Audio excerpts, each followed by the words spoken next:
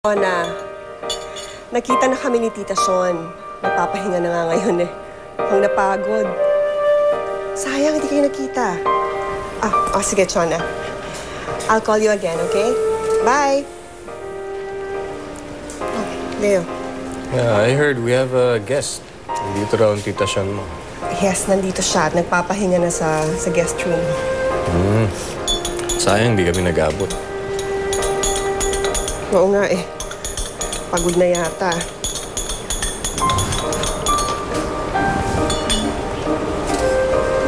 Hi, Ben. Oh, Vanessa. I brought back our daughter. Napatawad ko na siya at nagkasundo na kami. Hindi mo na naman kailangan pang pagsabihan siya. Well, I'm glad you're back. Thank you, Dad. Oh, by the way, Leo, i-aapilan namin ulit ang kaso laban kay Zenny. Roxanne, will you stop pushing this? Bakit parang ayaw mo, Leo? Ayaw mo bang malaman kung sino talagang pumatay sa anak natin? Paano kung di naman nga talagang si Zenny ang kriminal? Siya nga ba talaga? O pinipilit mo lang to si Vanessa, nakampihan mo, para idiinin niyo si Zenny? Hindi ko pinilit si Vanessa. Siya mismo ang nagdesisyon para tumistigo. Paano hindi kita kukontrahin? Alam ko naman na noon pa ginigipit mo na si Zenny. Para panagutin siya dun sa nangyari kay Angeline. Kahit naman wala ka naman talagang konkretong basehan. Actually, Dad, ngayon merong basehan po si Mommy. Really? Opo, kasi totoo po yung sinabi ko. Nakita ko talaga si Aling Zenny dahil nandun talaga ako nung gabing yon. Kaya nakita ko na pinatagal ni Aling Zenny si Angeline sa kotse niya.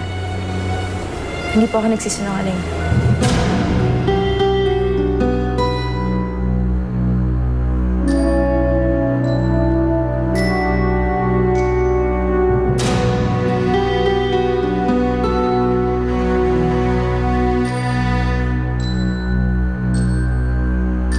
Pamangkin ni Sean, yung asawa ko, si Roxanne.